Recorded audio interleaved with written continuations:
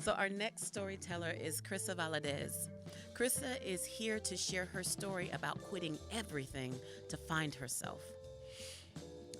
Here tonight, welcome to the stage, Crisa Valadez.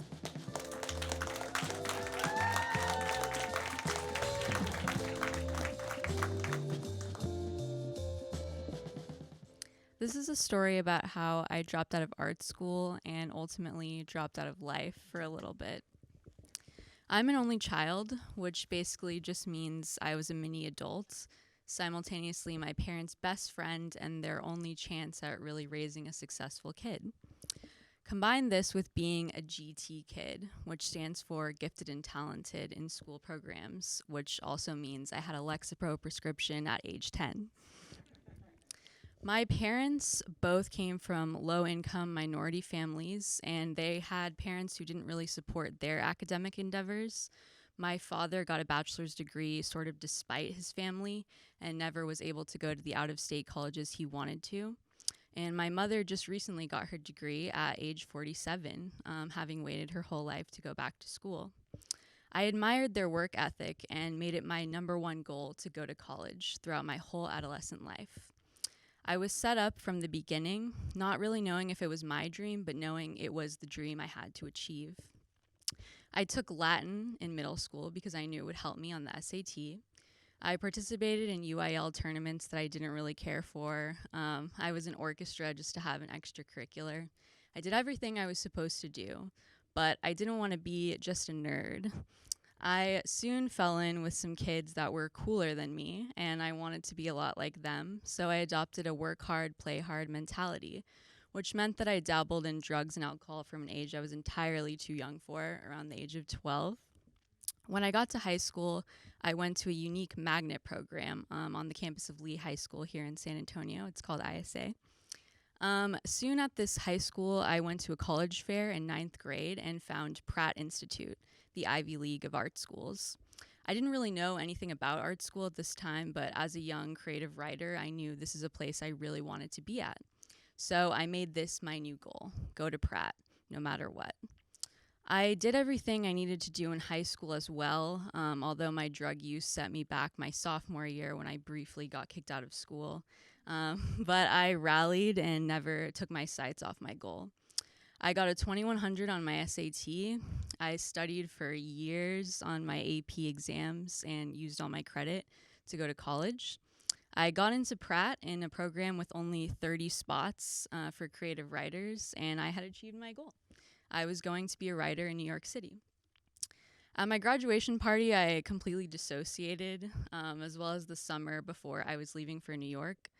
I was having a lot of night terrors or weird anxieties, but I thought this is normal. I'm going to change my life. I'm going to New York. I'm going to reinvent myself. This is what I'm supposed to do. When I got off the plane in New York, my mother wanted me to go out with her to get dinner or go to a Broadway show to celebrate my new life, but I was just really mourning my old one. Still, though, I persevered. I moved into a dorm off campus because there were no dorms available, but it was all right. I had a roommate I really liked. She was also an only child, and we related a lot to each other. I quickly made friends at school in my program, and I was even able to transfer my job from the Urban Outfitters at the mall in San Antonio to one in New York City. I was pretty much set up for success, but after my second semester there, really weird things started happening to me. At the time, I had experience with anxiety, but I didn't really know what agoraphobia was. It's basically not being able to leave your house because you're captive by your own brain. I lived off of microwave popcorn, even committing the cardinal sin of eating my roommate's food when she wasn't there. That's how I knew it was really bad. I smoked way too many cigarettes. I lived off of black coffee. I stopped sleeping, eating, showing up to classes, really showing up to anywhere. Everyone was telling me I was living the dream, but I wasn't really living at all. I soon got kicked out of school and had to write an academic appeal because I just didn't come to any of my classes. I appealed and got back in, but I knew I just couldn't make it there, and I knew I had to go home and get out.